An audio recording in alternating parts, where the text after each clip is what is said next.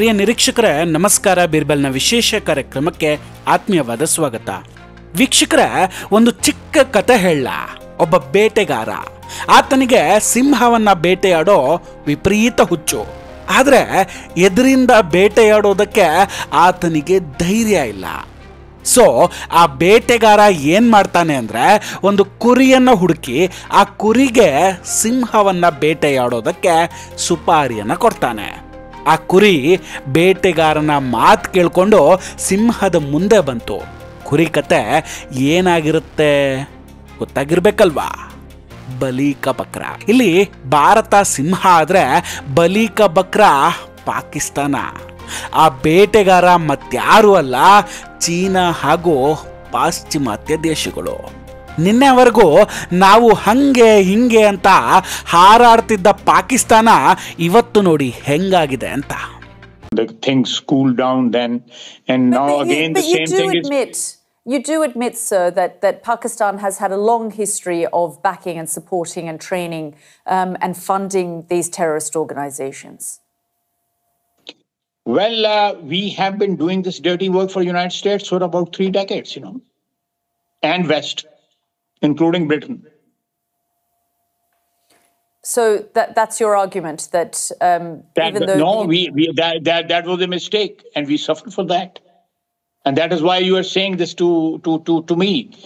If we had not joined the war against Soviet Union and later on the war after 9/11, this Pakistan's track record, was not, unimpeachable track record. Defense Minister, I just want to get back to this particular incident. ಈತ ಪಾಕಿಸ್ತಾನದ ರಕ್ಷಣಾ ಸಚಿವ ಖವಾಜಾ ಆಸಿಫ್ ಅಮೆರಿಕದ ಮಾಧ್ಯಮದ ಜೊತೆ ಮಾತಾಡುವಾಗ ಈತ ಹೇಳ್ತಾನೆ, ನಾವು ಬ್ರಿಟನ್ US ಮಾತು ಕೇಳಿ ಹಾಳಾಗ್ಬಿಟ್ವಿ ಅಂತ. ಕಳೆದ 30 ವರ್ಷದಿಂದ ನಾವು ಭಯೋತ್ಪಾದಕರನ್ನ ಸಾಕಿದ್ದೇವೆ, ನಾವು ದೊಡ್ಡ ತಪ್ಪು ಮಾಡಿದ್ವಿ ಅಂತ ಕಣ್ಣೀರಿಡ್ತಿದ್ದಾನೆ. ಯಾಕಂದ್ರೆ ಆತನಿಗೆ ಮುಂದೆ ಪಾಕಿಸ್ತಾನದ ಭವಿಷ್ಯ ಏನಾಗಲಿದೆ ಅನ್ನೋದು ಅರ್ಥ ಆಗಿದೆ. ವೀಕ್ಷಕರೇ, ಭಾರತ ಈ ಬಾರಿ ತುಂಬಾ ಸ್ಟ್ರಾಂಗ್ ಆಗಿ ನಿಂತಿದೆ. ನೀವು 26 ಜನರನ್ನ ಕೊಂದಿದ್ದೀರಾ, ನಾವು 26,000 ಬಲಿಯನ್ನ ತೆಗೆದುಕೊಳ್ತೀವಿ ಅಂತಿದೆ. ಖಂಡಿತ ಅದು ನಡೆಯುತ್ತೆ, ಬಟ್ ಯಾವತ್ತು ಅನ್ನೋ ಡೇಟ್ ಮಾತ್ರ ಫಿಕ್ಸ್ ಆಗಿಲ್ಲ ಅಷ್ಟೆ. ಪಾಕಿಸ್ತಾನ ಯಾವಾಗ ಮತ್ತೆ ರಕ್ತದಿಂದ ದಾಹ ತೀರಿಸಿಕೊಳ್ಳೋದಕ್ಕೆ ಹೊರತೋ ಆ ಕೂಡಲೇ ಅದರ ಕುತ್ತಿಗೆಗೆ ಭಾರತ ಕೈ ಹಾಕಿದೆ. ಇದೇ ಡಿಫೆನ್ಸ್ ಮಿನಿಸ್ಟರ್ ಹೇಳ್ತಾರೆ, ಭಾರತ ಬಲೂಚಿಸ್ತಾನವನ್ನ ಹಿಡಿದಿಟ್ಕೊಂಡಿದೆ ಅಂತ. ಅವರದ್ದೇ ತಂತ್ರ. ಅವರು ಹೇಗೆ ಇಲ್ಲಿನ ಮುಸಲ್ಮಾನರನ್ನ ಬಳಸ್ಕೊಂಡು ನಮ್ಮವರ ರಕ್ತ ಹರಿಸಿದ್ರು, ಎಕ್ಸಾಕ್ಟ್ ಹಾಗೆಯೇ ಪಾಕಿಸ್ತಾನದ ಒಳಗೆ ಬೆಂಕಿ ಹಾಕೋ ಕೆಲಸ ಶುರುವಾಗಿದೆ. ಬಲೂಚಿಸ್ತಾನ ಇವತ್ತು ಹೊತ್ತಿ ಉರಿತಾ ಇದೆ. ಬಲೂಚಿಸ್ತಾನ ಈಗೇನಾದ್ರೂ ಪಾಕ್ ಕೈ ತಪ್ಪಿ ಹೋದ್ರೆ ಅವರ ಬಳಿ ಇನ್ನೇನು ಉಳಿಯುತ್ತೆ? ಆ ಲ್ಯಾಂಡ್ ಲಾಕ್ಡ್ ಪಂಜಾಬು. ಅಲ್ಲೂ ಕೂಡ ಪ್ರತಿಭಟನೆಯ ಕಿಚ್ಚು ಶುರುವಾಗಿದೆ. ಇನ್ನೊಂದು ಕಡೆ ತಾಲಿಬಾನಿಗಳು ಟೈಮ್ ಸಿಕ್ಕಾಗಲೆಲ್ಲ ಬಂದೂಕಿಟ್ಕೊಂಡು ಇವರ ಮಸೀದಿಗಳಲ್ಲಿ ಡಮ್ ಡಮ್ ಅಂತ ಆಟ ಆಡ್ತಿದ್ದಾರೆ. ಪಾಕಿಸ್ತಾನ ಕಂಪ್ಲೀಟ್ ಆಗಿ ಲಾಕ್ ಆಗಿದೆ. ಭಾರತದ ಯುದ್ಧ ತಂತ್ರವೇ ಇದು ನೋಡಿ, ಪಾಕಿಸ್ತಾನವನ್ನ ಐಸೋಲೇಟ್ ಮಾಡಿ ಮುಗಿಸ್ಬಿಡೋದು. ಪಾಕಿಸ್ತಾನ ಹೆಂಗೆ ಬಲೀಕ ಬಕ್ರ ಆಗಿದೆ ನೋಡಿ. ಚೀನಾ ಮತ್ತು UK ನಿಧಾನಕ್ಕೆ ನಂಗೂ ನಿಂಗೂ ಸಂಬಂಧನೇ ಇಲ್ಲ ಅಂತ ಹಿಂದೆ ಸರಿದಿದೆ. ಇಡೀ ಪ್ರಪಂಚ ಎಲ್ಲವನ್ನ ನೋಡ್ತಿದೆ ಅನ್ನೋದು ಅವ್ರಿಗೆ ಚೆನ್ನಾಗಿ ಅರ್ಥ ಆಗಿದೆ. ಬಹಳ ಲೇಟಾಗಿ ಎಚ್ಚೆತ್ಕೊಂಡಿರೋ ಚೀನಾ ಈಗ ಶ್ರದ್ಧಾಂಜಲಿಯ ಮೆಸೇಜ್ ಹಾಕ್ತಾ ಇದೆ. China noted the reports. We strongly condemn the attack. China firmly opposes all forms of terrorism. We mourn for the lives lost and express sincere sympathies to the bereaved families and the injured. Just imagine, Pakistan ಈ ಕೆಲಸವನ್ನ ಯಾಕಾಗಿ ಮಾಡಿರಬಹುದು? ಹೇಳಿ ಕೇಳಿ ಅದೊಂದು ಬಿಕಾರಿ ರಾಷ್ಟ್ರ.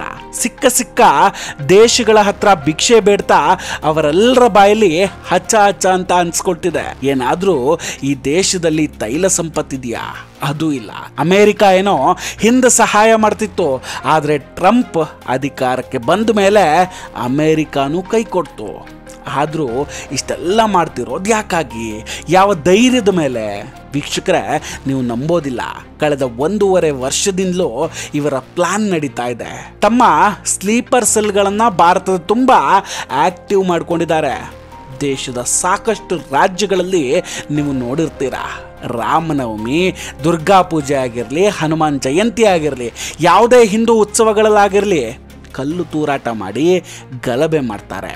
ಇದರಿಂದಲೇ ಅವರ ಸ್ಲೀಪರ್ ಸೆಲ್ಸ್ ಎಷ್ಟು ಆಕ್ಟಿವ್ ಆಗಿತ್ತು ಅನ್ನೋದು ಅರ್ಥ ಆಗುತ್ತೆ.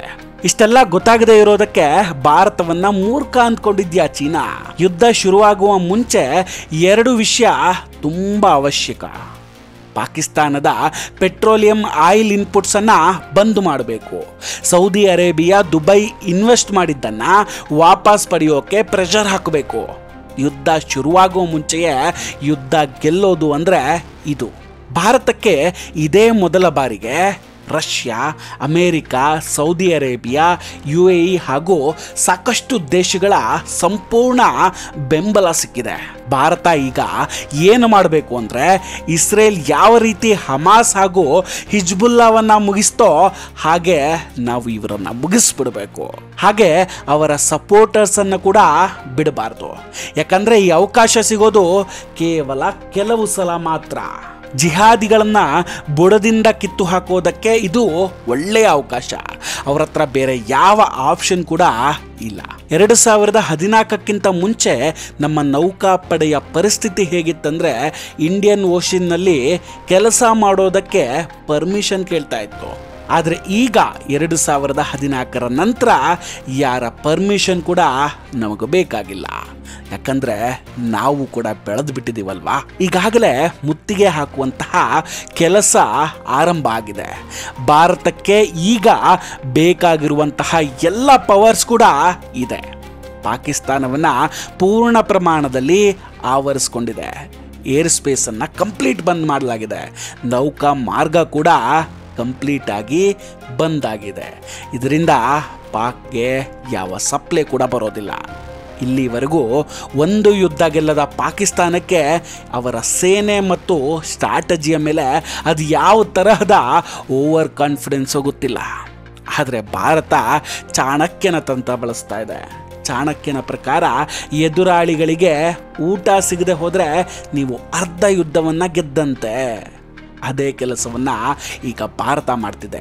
ಈಗ ಅಮೇರಿಕಾದ ಮಾಧ್ಯಮದ ಮುಂದೆ ಕಣ್ಣೀರಿಡ್ತಿರೋ ರಕ್ಷಣಾ ಸಚಿವ ಮುಂದೆ ಭಾರತದ ಮುಂದೆ ಮಂಡಿಯೂರಿ ಬೇಡಿಕೊಳ್ಳುವಂತಹ ಪರಿಸ್ಥಿತಿ ಬರದೇ ಇದ್ರೆ ಕೇಳಿ.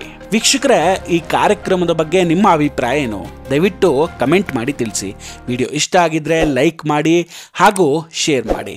ಇನ್ನೂ ಕೂಡ ನಮ್ಮ ಬೀರ್ಬಲ್ ಚಾನಲನ್ನು ಸಬ್ಸ್ಕ್ರೈಬ್ ಮಾಡಿಲ್ಲ ಅಂದರೆ ದಯವಿಟ್ಟು ಸಬ್ಸ್ಕ್ರೈಬ್ ಮಾಡಿ ಹಾಗೂ ಬೆಲ್ ಐಕಾನನ್ನು ಕ್ಲಿಕ್ ಮಾಡಿ. ನಮಸ್ಕಾರ, ಟೇಕ್ ಕೇರ್ ಆ್ಯಂಡ್ ಬಾಯ್ ಬಾಯ್. ಮತ್ತೆ ಭೇಟಿಯಾಗೋಣ. ಜೈ ಹಿಂದ್.